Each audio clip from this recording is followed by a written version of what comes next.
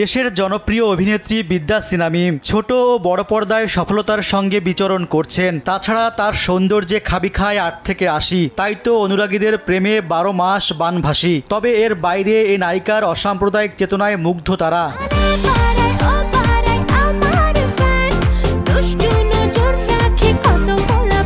সনাতন ধর্মের অনুসারী হলেও প্রতি বছর পশু কোরবানি দেন মিম। এবারও সেই উদ্যোগের ব্যতিক্রম হয়নি। বরাবরের মতো খাসি কোরবানির মাধ্যমে সম্প্রীতির অনন্য নিদর্শন রাখলেন তিনি।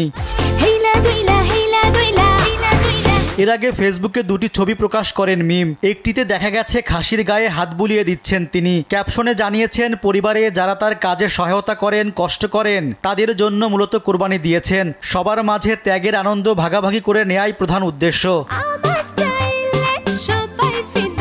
এই অসাম্প্রদায়িক উদ্যোগের কারণে প্রকাশিত ছবির মন্তব্যের ঘরে প্রশংসাসূচক বাক্য লিখছেন অনুরাগীরা। এর মাঝে 2-1টি সাম্প্রদায়িক মন্তব্য ধেয়ে আসছে তার দিকে, যদিও সেসব আমলে নিচ্ছেন না অভিনেত্রী। আচ্ছা, একবার চিন্তা করে দেখুন তো কি পরিমাণ ফেমাস হব আমি। এদিকে ধর্মীয় দৃষ্টিকোণ থেকে ভিন্ন ধর্মের কেউ পশু জবাই করলে সেটিকে আক্ষরিক অর্থে কোরবানি বলা যাবে কিনা তা নিয়ে বিতর্ক আছে। তবে সেসবের ঊর্ধ্বে গিয়ে মিম যে সম্প্রীতির নজির রাখলেন তা অসাম্প্রদায়িক সমাজ প্রতিষ্ঠার দৃষ্টান্ত হয়ে থাকবে বলে মনে করছেন নেটিজেনরা।